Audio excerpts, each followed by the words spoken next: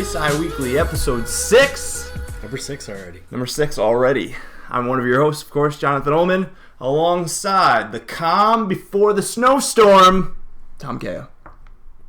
That was a good intro. I like that one. Thanks, man. Yeah, I thought I mustered on that one. Not mustard, like mustard. Yeah, but you ketchup thought about relish. it? Yeah, I thought about it for a while there today. How are you? Good. Doing good, as usual. Good. Are you ready to get dumped on?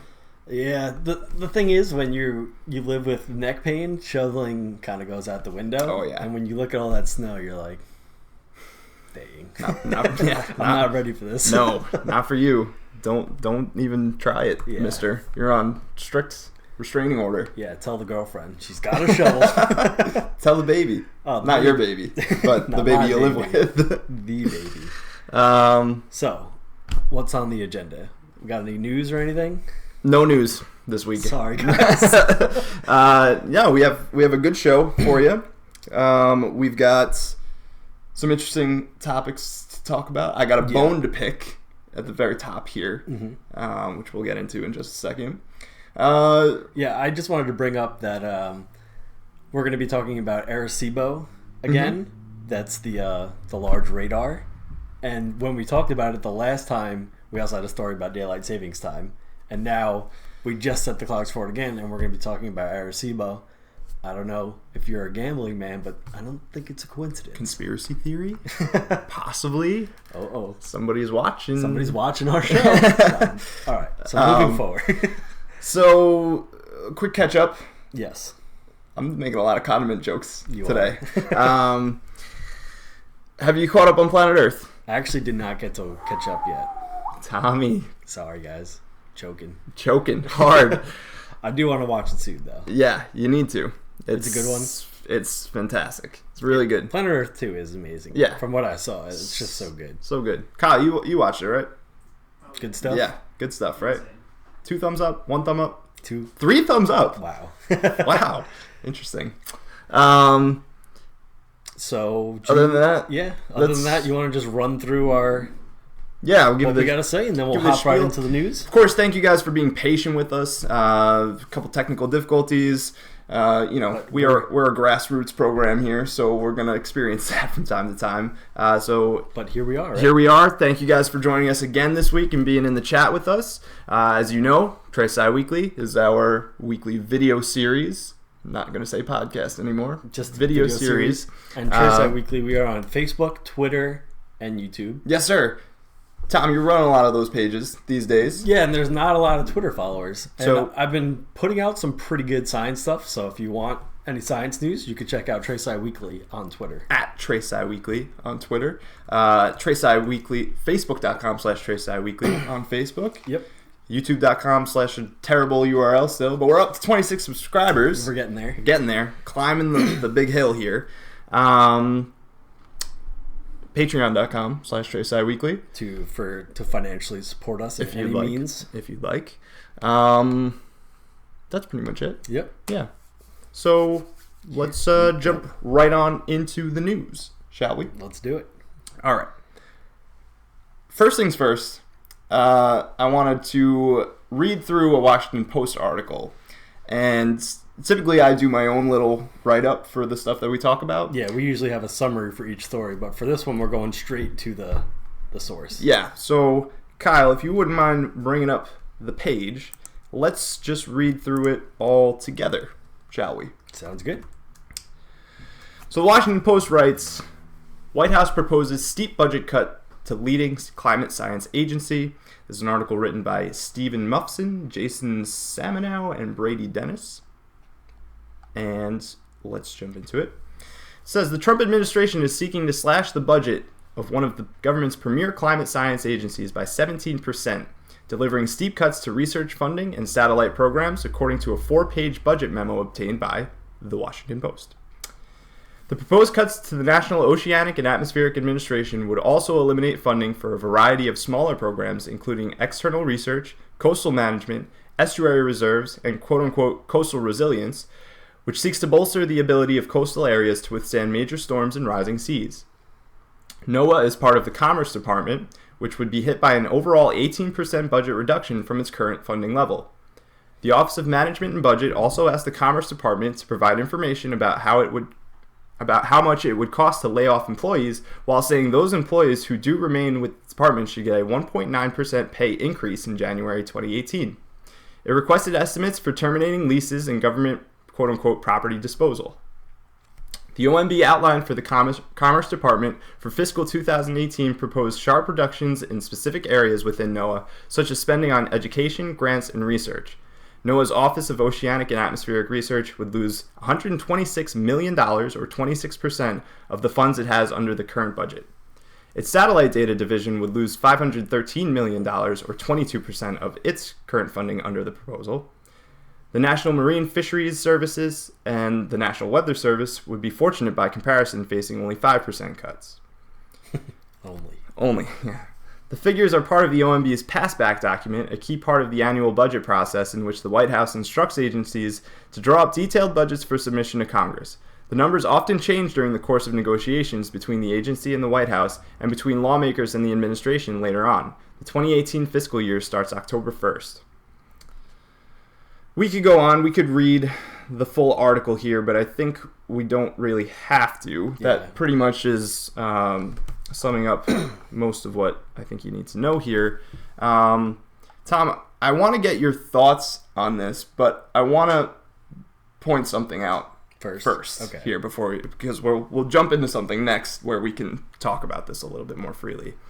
When I do my research for this show, I look at a whole bunch of different publications, a whole bunch of different news outlets, and I always try my hardest to get a primary source, right? Because if we're talking about science and we're talking about peer-reviewed science articles, I'm taking the written word of those scientists to be true in their publications. Yes.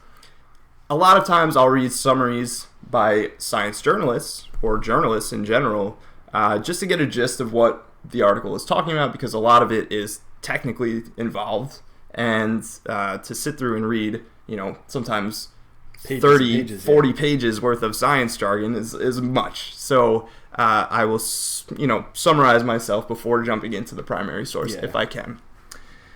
I saw countless articles that pointed to this Washington Post article citing the source for this news. And their source is, they said they got a 4-page budget memo that they obtained.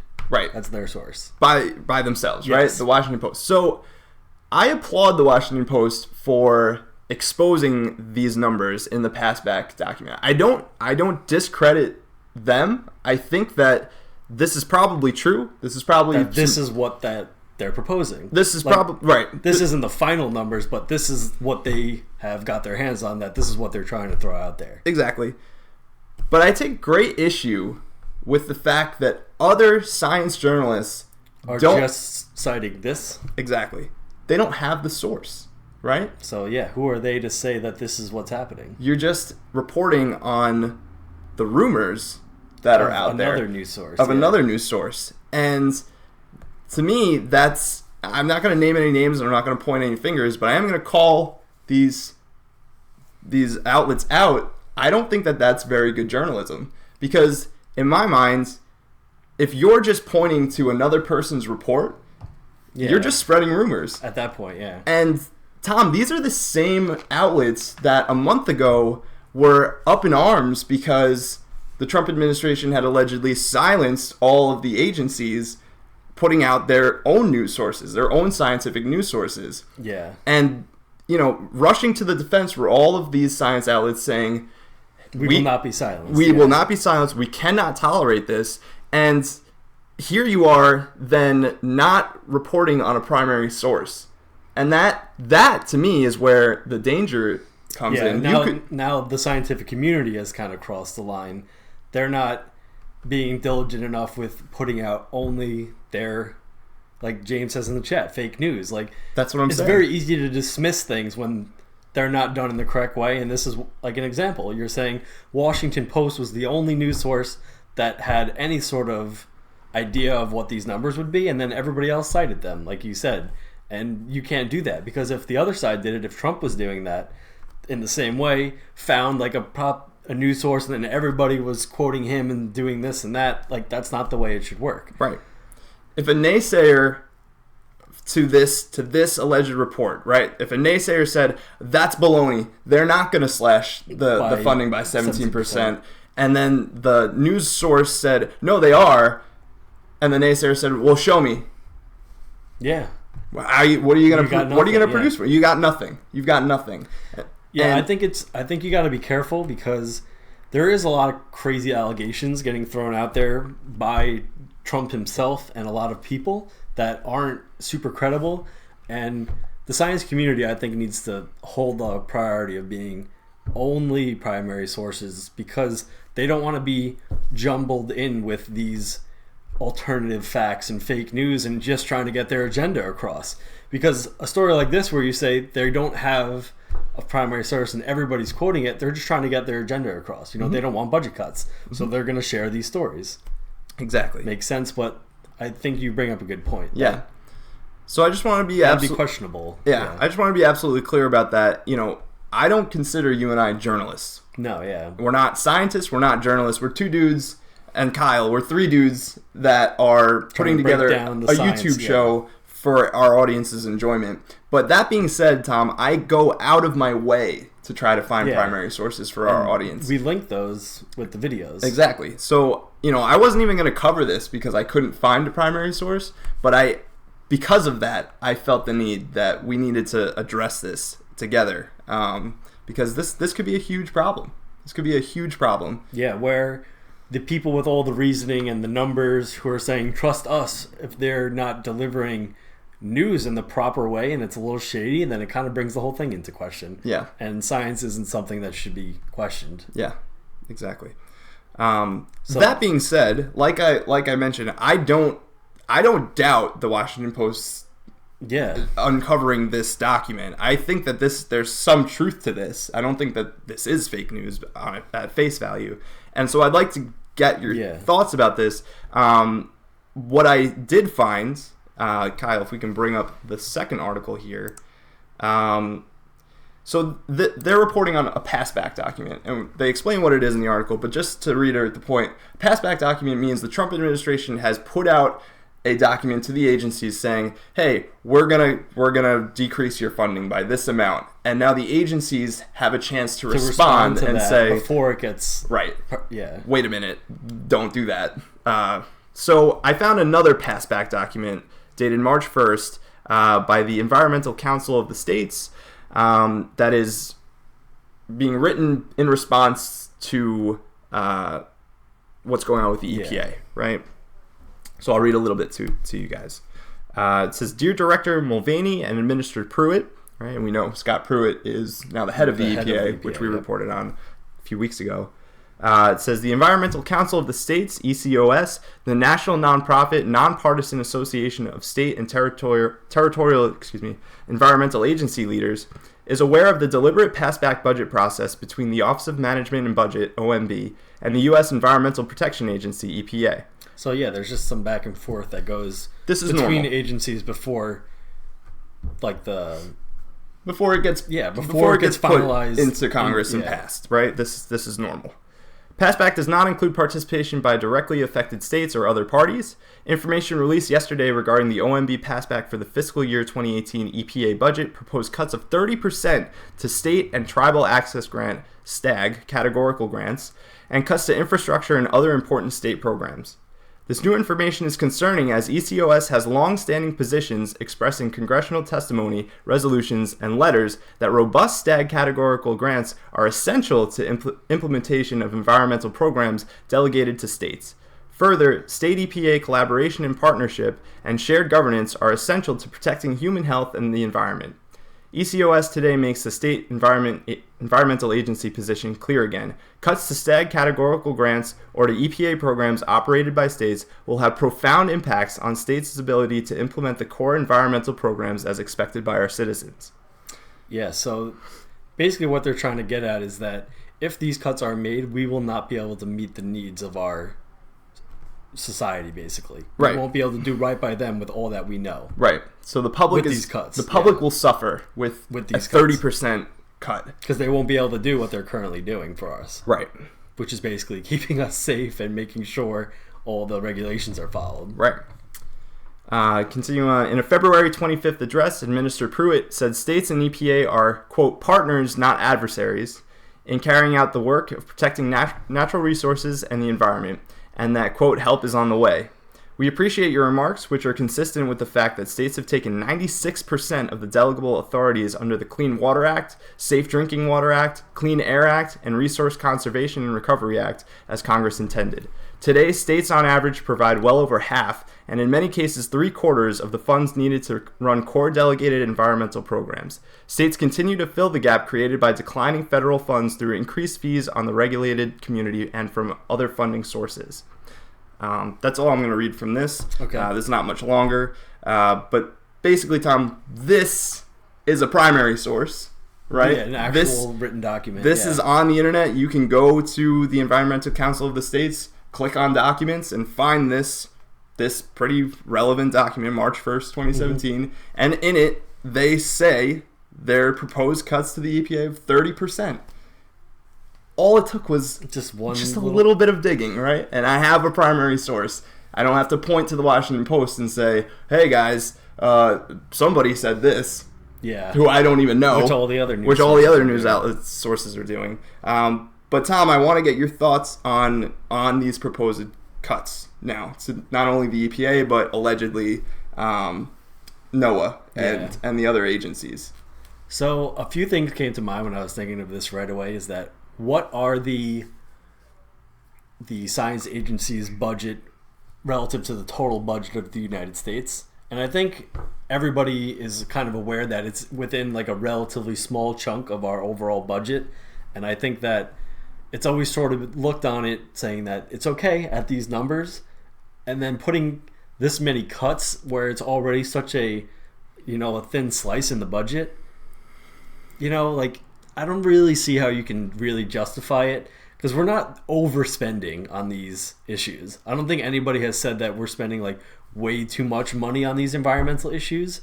So I don't see how you can justify the cuts based on the percentage of the budget that they use for these organizations. Yeah. You know what I'm saying? I agree. I think it's crazy to take money from these agencies, particularly if the NOAA thing is true and they're going to cut satellite infrastructure. Yeah, so that was my second point was that a lot of the science that gets done by these satellites and NASA, so the way science is done, you don't just go out in the field and collect your data anymore. Like their data comes from these satellites that they need to be working with, they need to monitor. It costs a lot of money and upkeep to keep these programs going. So you can't just expect a cut to happen and not drastically change what these organizations are able to do. Yeah. You know what I'm saying? I totally know what you're saying. It's like, on top of this, I don't think the administration understands that all of these science agencies are connected. Yeah. Now, exactly. If you take from NOAA because you have it out for environmental science. Yeah, and you cut from them. Guess what? That has a rippling effect into so many other communities. And that's horrible. That's a horrible plan. That's a horrible, horrible plan. And especially if the rumors are true that this money that we're taking from scientific agencies and we're going to dump it into military budget, which is already massive. It's like, what are we doing? Honestly, what are we doing? I understand we need to, invest in that infrastructure in a sense, but what are we doing? Yeah, I don't see how you could justify making the cuts for these budgets. And I don't see how you justify it. Yeah. I really don't. Yeah. So, anyway. In the chat, Nash just showed up. He's a little late, but he's here. That's okay. We were a little late too, Nash. Don't worry about it. But yeah, so it's a weird sort of thing. So the Washington Post, that's what everybody else is citing as their source. And, it's troubling when you read it, when you actually go into it and see the numbers that they're proposing. Like, usually with budgets, like when you vote for a school budget, it's like 1.9% increase. You know what I mean? Like, it's just a few percentage points of change here and there, because a few percentages is millions of dollars for these organizations. Yeah, so when you're saying 17 to 30%, like that, why are you cutting like a third of the organization? That's not how budgets work. Yeah. Because then all these things that are being planned and being built currently, then you no longer have the funds for, and then that's wasted money as well. Yeah. You know what I mean? Like, it doesn't make sense that these numbers are so large. No. And I don't think they will be that large in the end, but I think you're going to see some cuts. And there's going to be problems because of the cuts, but I don't think they're going to be that drastic of like 17 to whatever percent. I mean, I guess they could be. Yeah. But I don't see them being like that big. Yeah, I hope not. And my biggest issue is that, you know, it's not going to come from the top. Scott Pruitt's not going to take a 30% cut in his salary. It's not coming from him. Nope, no sir. You can bet on that. And James says it's easy to justify if you don't think that climate change is real. That's a good point. So, yeah. So this next story, this next one, I think we're really going to drive home the point of why we need number one. Yeah. You know? So here we go. Number two, let's follow up a little bit here. If soil temperatures rise, carbon dioxide emissions could increase by 34 to 37% by the year 2100, according to a recent study by climate scientists at Lawrence Berkeley National Lab in California. This is quite a bit more than previously reported studies, which only indicated a 9 to 12% increase within the same time frame. The newly reported findings take better account of CO2 emissions from microbial life at soil depths of up to 100 centimeters below the surface, whereas previous studies have limited their findings to depths of only about 20 centimeters, missing subsoils which contain over half of the soil organic carbon stock. So in this new findings, they're saying that it could actually be 30-something% relative to around 10% of how much CO2 emissions will be increasing because of the soil that acts as a sink to store carbon dioxide. As those temperatures rise, they're saying that the CO2 emissions from them will be a lot more than we originally thought. Correct. And we're already having quite the carbon dioxide issue of global warming, the major greenhouse gas. So having a scientific finding go from 10% to 30% about carbon dioxide, and it's just almost mind-blowing that this could be another one of the implications of rising temperatures, which they're rising right now. They're going up. It's happening. And holy crap, this is another feedback mechanism that could only make the situation worse. Right. A lot of people often think CO2 emissions, you're talking about emissions from automobiles and emissions from air traffic and emissions from factories. Yeah. No, this is just microbes that live in the ground. Yeah, the longer you're around science, you realize, like, you learn about the water cycle as a kid, and you're like, it goes from here and then around. Like, it's a system. And same thing with carbon dioxide. I think it's an extremely complicated system, how it all plays out, but learning a little bit more, just looking at a little bit deeper into the soil, and you say, holy cow, like, this much carbon dioxide could be in the atmosphere. And when we're already adding that much into the atmosphere, it's like, holy crap, like, is it too late already? Again, I always have that thought. But yeah. So continuing on, the study. So by using heating coils to warm plots of soil within the California Sierra Nevada foothills by about 4 degrees Celsius, the researchers found that annual CO2 emissions increased from 1,100 grams per meter squared to 1,450 grams per meter squared. Quote, the observed 34 to 37% increase in soil respiration due to warming is larger than the 9% and 12% average increases in soil respiration calculated in meta-analyses of warming experiments, and is larger than most responses from individual warming experiments. While our large warming response may be a function of our soil type or forest ecosystem, it is also due, in part, to warming the whole soil profile. That's a tongue twister. Yeah, so they're saying our study is a little bit better because we've actually went down where the soil actually is. Right. Down deeper. Dirt is not just dirt. Dirt changes. It changes as you go down. As you go down. The compositions change. The amount of bacterial life, the amount of microbial life, it changes as you go further and further into the soil. And so this study now takes into account more than just the immediate surface. That surface layer, yeah. All right. Most warming studies will likely miss a substantial proportion of the warming response by only warming the surface soil. The magnitude of the missing response is unclear since most studies do not report warming below 20 centimeters. Furthermore, in the few warming studies that measured warming at multiple depths, the magnitude of warming attenuated with depth, meaning it leveled off. Okay. If anything, our measured increase in soil respiration underestimates the actual response to 4 degrees Celsius warming because the top 5 centimeters of the soil profile was only warmed to 2.4 degrees Celsius.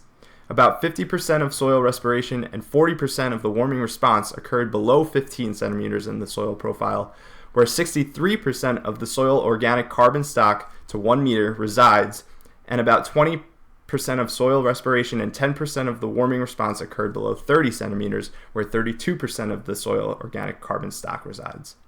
CO2 production within all soil depth increments increased significantly due to warming, end quote. So that's a large percentage, right? That has just never been accounted for before this study.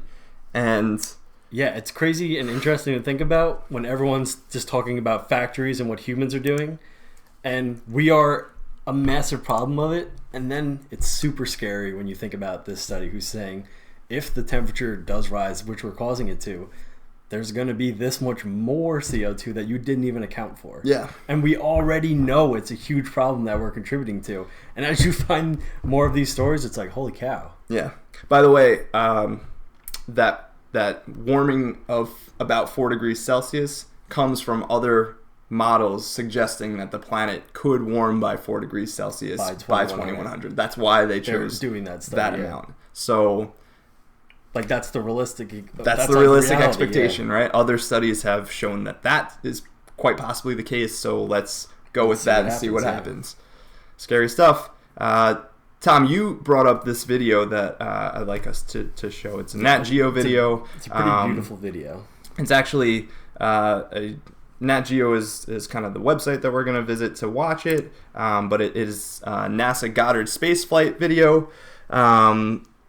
We might have to sit through an ad, which is unfortunate, but I think this video will enlighten a lot of people. So Kyle, if you want to... Let's check it out. Hit play when I hit play. Okay. And a lot of good points in chat. What if we clean up the atmosphere and the environment all for nothing? What if we just do it for nothing? That's a good point. That's funny, right? All right.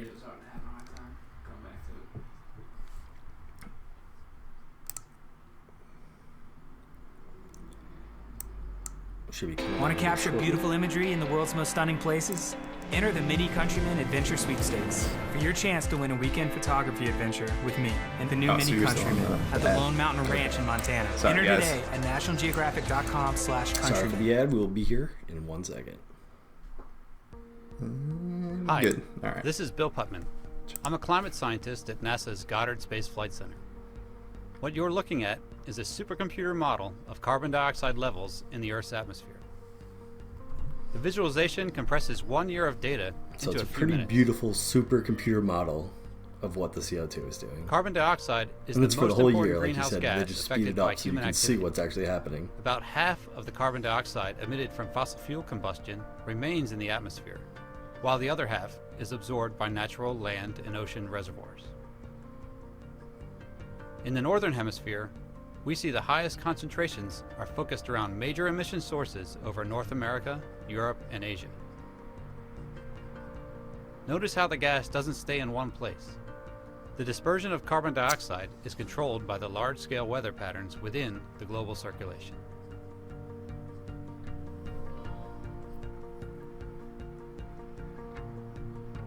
During spring and summer in the northern hemisphere, plants absorb a substantial amount of carbon dioxide through photosynthesis, thus removing some of the gas from the atmosphere. We see this change in the model as the red and purple colors start to fade.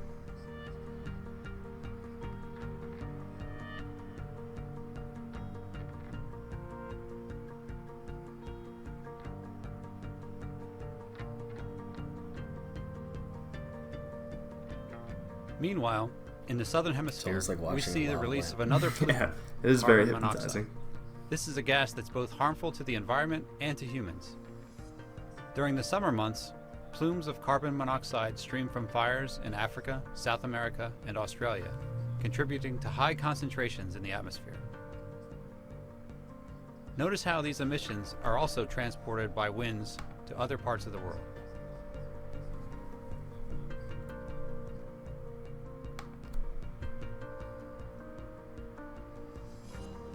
As summer transitions to fall and plant photosynthesis decreases, carbon dioxide begins to accumulate in the atmosphere. Although this change is expected, we're seeing higher concentrations of carbon dioxide accumulate in the atmosphere each year. This is contributing to the long-term trend of rising global temperatures. The Orbiting Carbon Observatory 2, or OCO2, will be the first NASA satellite mission to provide a global view of carbon dioxide. OCO2 observations and atmospheric models like GEOS 5 so yeah, will what work we were just closely talking together about, budget cuts to better satellites. understand both human need them to do emissions these and things. natural fluxes of carbon dioxide. This will help guide climate models toward more reliable predictions of future conditions across the globe.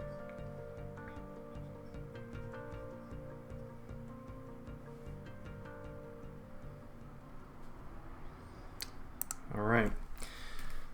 So when you watch that and you see in their model all of the carbon dioxide coming off the major sources of industry, like the United States and in Europe and Asia, and then you see how the global winds happen, it becomes part of the whole system so quickly.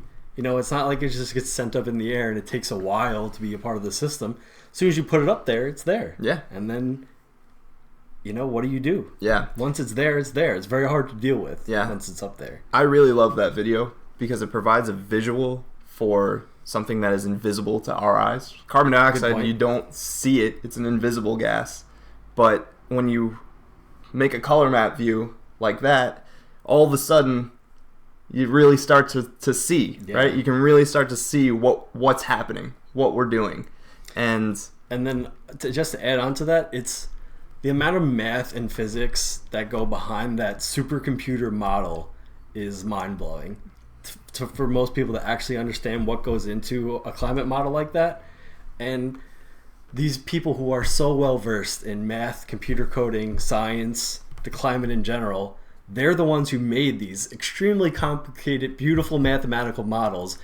And they're not making stuff up. They're saying, we did all of this amazing math and science. This is our model. You can see it, watch it happen. And we're the ones who are telling you the global warming, climate change is a huge part caused by the human emissions that we see. We see them. We run the models without them. We run them with them. And these are the results.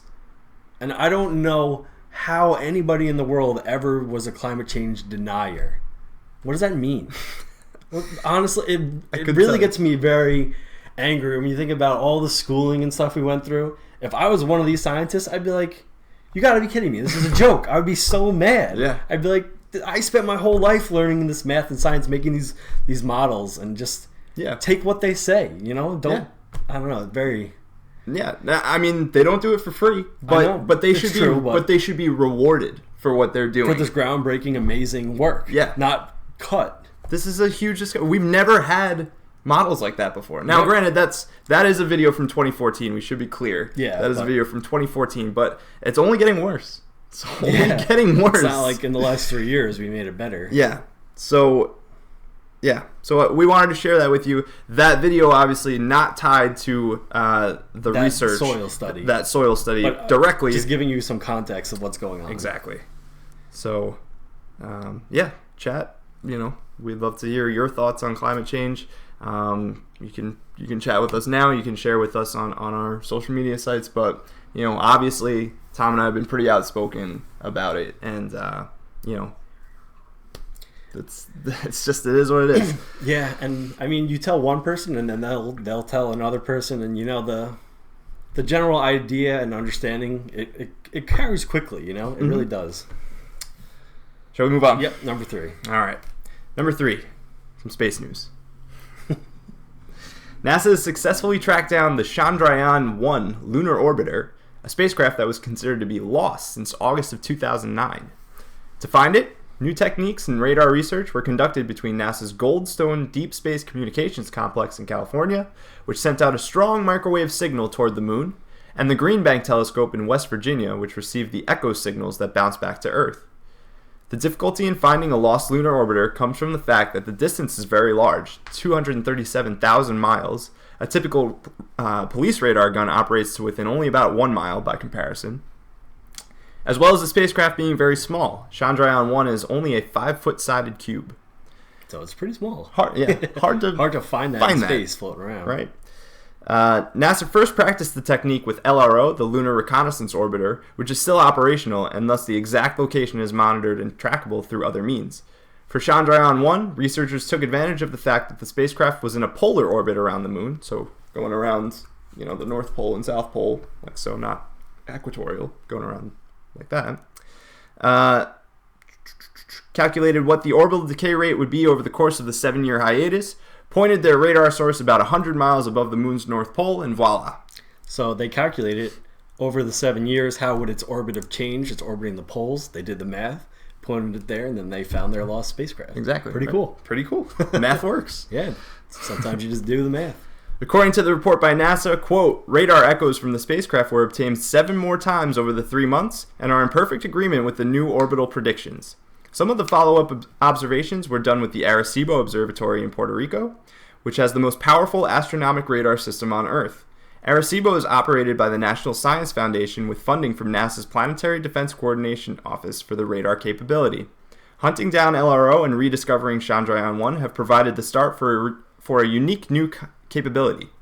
Working together, the large radar antennas at Goldstone, Arecibo, and Green Bank demonstrated that they can detect and track even small spacecraft in lunar orbit. Ground-based radars could possibly play a part in future robotic and human missions to the moon, both for a collisional hazard assessment tool and as a safety mechanism for spacecraft that encounter navigation or communication issues, end quote. And image credit for the images that we showed for this go to NASA JPL and the National Astronomy and Ionosphere Center. We're showing specifically Goldstone's satellite dish and the Arecibo satellite dish. Now, Tom, if you remember, like you mentioned, way back when you and I were just budding little video personas, we were just using my webcam, and we reported on a story about Arecibo Observatory losing their funding by National Science Foundation, and they were, considering, and still probably are, totally dismantling it and taking it apart and being done with Arecibo. Yeah. And this, to me, if you read a little bit between the lines here... Yeah, they're saying we can kind of work together with other ground-based satellites, and there's more that we can do than we even thought before. And look, we actually did something really cool right now in the news. Yeah. Like you're saying, this is their punch for, we're doing it. Don't shut us down. You know? NASA's like, hey, look what Arecibo can still do. This could be important for the future. And, I think back on that episode that we did way back when, we were saying it doesn't make sense to spend millions of dollars taking apart a perfectly functional... That's already working, yeah. Radar telescope.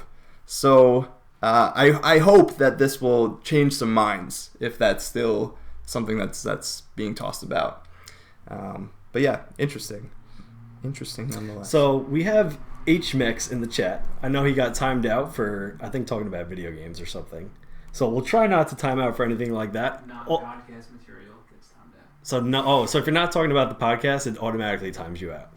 I see. So Ellie is also in the chat. I wanted to say, hey, Ellie, I haven't talked to you in forever. What's up, little sister? What's going on? How are you? So I just want to bring up the point HMX is saying, that he's going to explain that the view of a global warming denier, he doesn't like the phrase being called a denier because it has like a negative connotation. So you don't want to call them deniers. And he said it's not really about denying global warming. It's about being skeptical about scientists' ability to predict the future. You showed a beautiful supercomputer model of the future, whereas we can't even predict the weather in 5 days, or the stock market, or anything else with chaotic systems. So HMX, here's what I'm going to tell you. Weather is a chaotic system, right? Day-to-day weather, the changing of pressure, the temperatures. But climate and climate models, they're more than just models of a chaotic system. They're taking all the variables, all the equations, putting all of the information that we know putting it in there and then seeing what happens. It's not like it's hard to explain the difference between weather and climate. Like, we know weather's a chaotic system, but as the weather changes from day to day, yeah, we might get the snow wrong by a few inches. We might not be able to predict exactly what's happening. So the way I like to explain it is that in your lava lamp, you're not going to be able to explain exactly where those little things are going to go. But if you leave it plugged in for too long, it's going to go on fire. You know what I'm saying? Like, I do know what you're saying. Like, all those things are moving around, and they're super intricately complicated particle physics to really understand what's going on, the chaotic nature of the weather. But it actually is a lot easier to break down the data when you're looking at it over 100-year span, right? Or 200 or thousands of years. That's when the data and models really start to make sense. Mm-hmm. And we're not talking about what's happening over the next 10 years and things like that. And then he says that climate is as chaotic, or weather and climate are chaotic. It's just a different scale. So that's just the view of a climate change skeptic, he's saying. So I get it, what they're saying, but it's a very important thing. You need to understand the difference between climate and weather and how we study both. I agree. I think that was a very nice analogy you had there, Tom. I appreciate the point. Yeah, definitely. Because if we're all just in here going, then you don't learn anything. Exactly. So you need to come up. We need you guys in the chat to say what you think. Yeah, totally. That's how we make sense of things. And this show is never without repose, right? Tom and I are going to offer our opinions. We love to hear your opinions, even if they are contradictory to our own, because that's how we grow.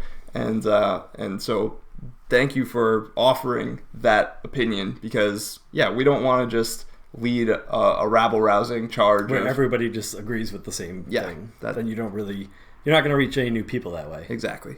So it's important for us to have the conversations, but I do like your analogy there, Tom. That is definitely an interesting spin that I don't think many people think about when they're considering climate models, myself included, because I don't study the atmosphere.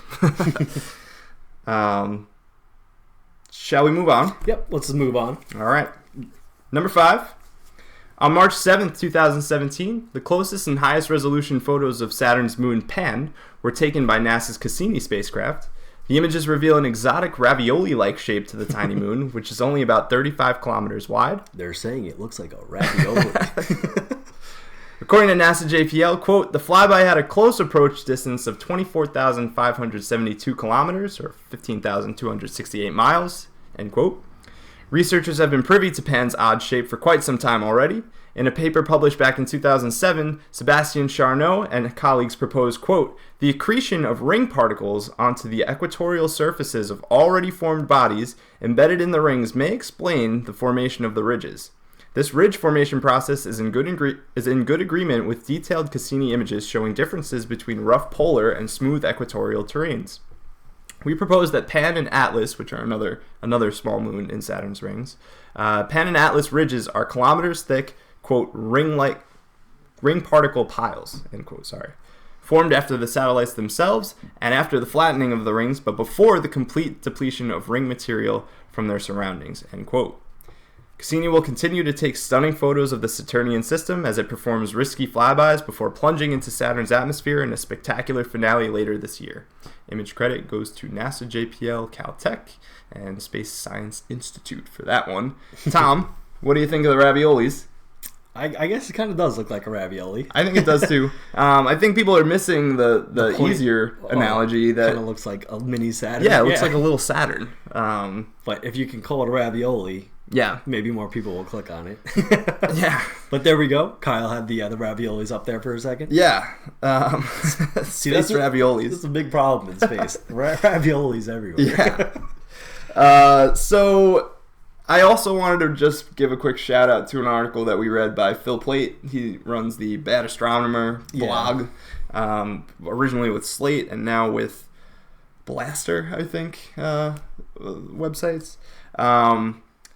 He did a nice story about these moonlets as he called them, in Saturn's rings. Not quite the ring particles themselves, but a little bit larger. Like the larger scale structures inside the rings. Yeah, and what happens between the tidal forces and the drag forces as these ring particles go around Saturn. Make these cool little like vortex things. Yeah, these little ripple effects. Man, so cool. And so I think that this is probably something similar where Pan has enough mass to actually start accreting some of those little ring particles around it, causing that ravioli shape.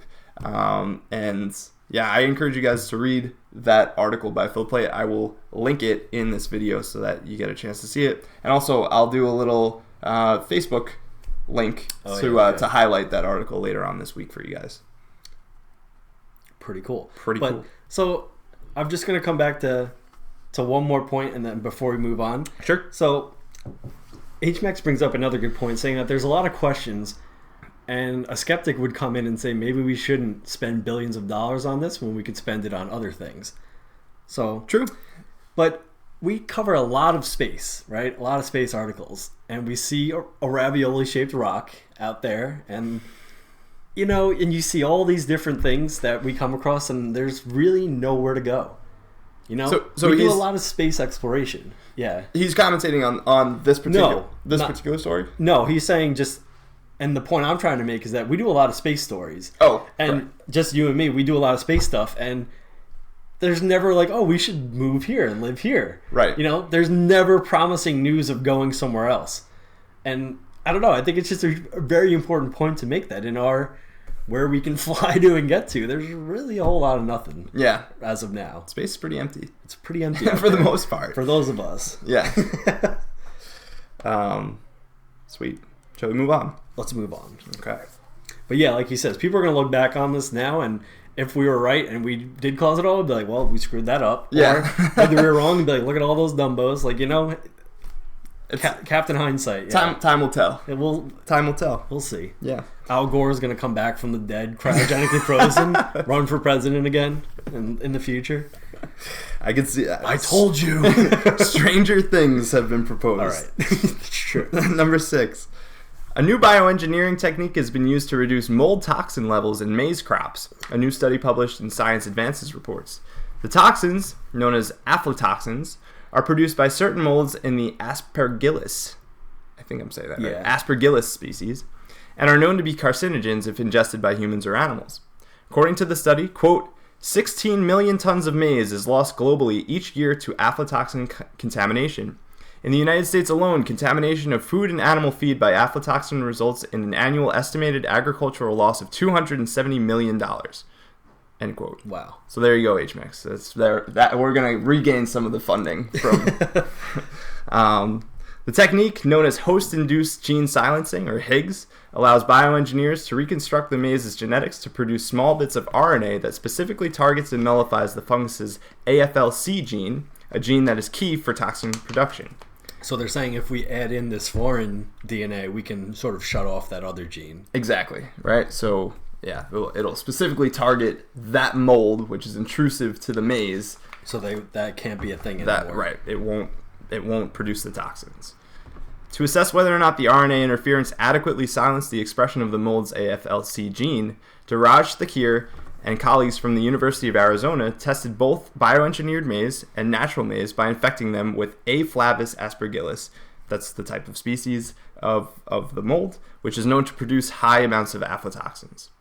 Quote, although there was variability from plant to plant in the extent of toxin accumulation in the non-transgenic control samples, the results consistently show that null plants became contaminated with aflatoxin concentrations higher than 1,000 parts per billion, whereas aflatoxins were not detected in any of the RNAi-AFL transgenic lines, end quote. So what they're saying there is, yeah, we found varying amounts of the toxins in the plants that we didn't induce any of this RNA into, but we found actually none in the transgenic one, the one that the ones that they doctored, right? So to speak. Yeah, it worked perfectly.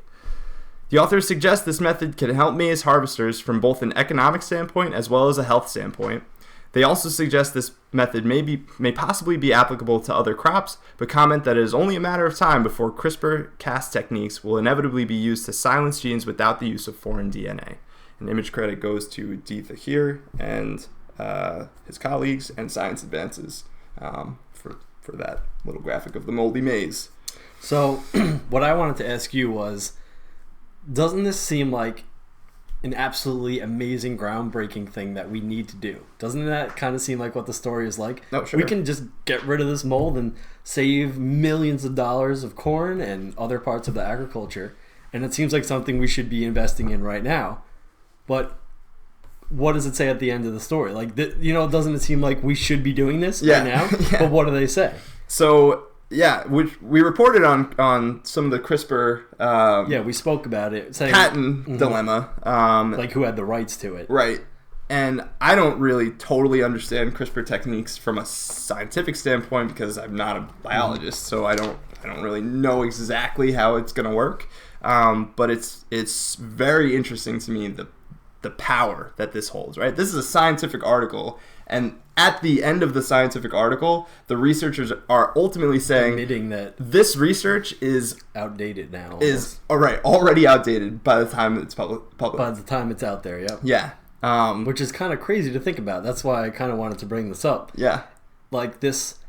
So the way it worked before, like they say, you had to add foreign DNA. You had to add RNA from somewhere else that you knew and doctor the system. But what they're saying with CRISPR is like you can almost, I read a quote saying, someone said, you can almost think of it as editing a computer code for a program in the same way you would do it for a plant or an animal, which is like, holy crap. Like, if you think about, they're saying that we could save millions of tons of corn and stuff, and they're already saying it's outdated. Yeah. It's amazing. Like, what the heck is the future going to be if we could just edit wherever the heck we want? Seriously. It's going to be a cool world to live in, yeah. let me tell you. The analogy I came up with before when we were discussing this is T9, right? Oh, yeah. The cell phone technique. We were like, this is awesome. Everybody can type faster, and it's so cool. Yeah, and now that's just totally outdated, right? Yeah, like I bet we all there's have people keyboards. who don't even know what T9 is. I'm sure a lot of people do. I'm sure. Yeah, T9 obviously was the system that you could use on old cell phones where you have the A, B, C, D, E, F. Each on one key, right. And then you would go through it. And somebody programmed the most likely words that would come up in the number combinations, and that was so useful. And now it's so relevant. Totally irrelevant. So that's what I think this is going to be another situation like that. Cool. So coming up on the last story. Last story, guys. Hang in there. Kate Cremens, friend of the program. Tags us in a video just like you can. Tag us in whatever you want. So we're gonna shoot over to a video here, and the video, guys, it's a Canadian Space Agency video showing astronaut Chris Hadfield, and he is showing us what happens when you try to wring out water from a washcloth. The International Space Station with no gravity. Correct. And the idea came from 2 10th graders, right? That submitted that they wanted to see it. And here we go. Yeah, so let's throw the headphones on. I like this video. Yeah, this is cool. And Kyle, you let me know when to hit play.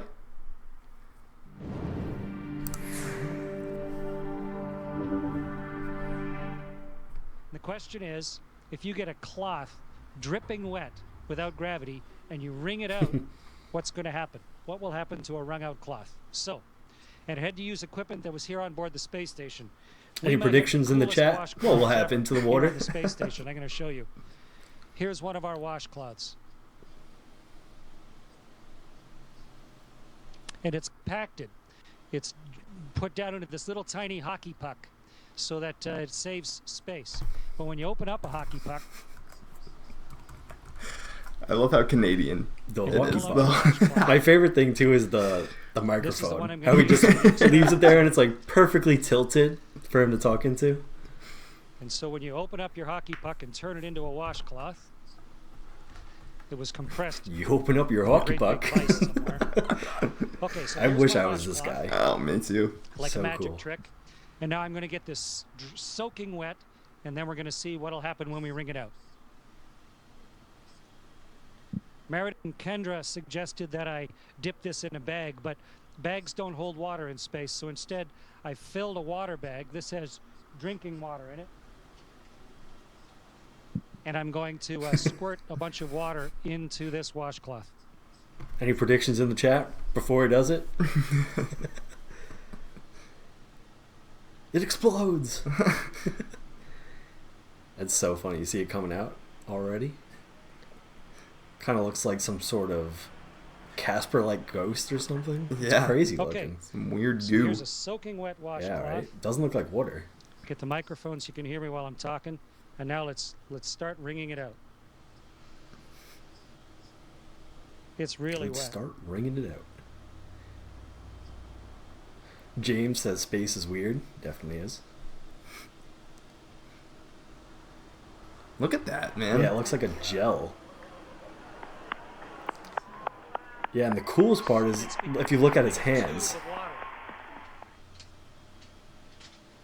The water's all over my hands. In fact, it wrings out of the cloth into my hands. And if I let go of the cloth carefully, the water sort of has it stick to my hand.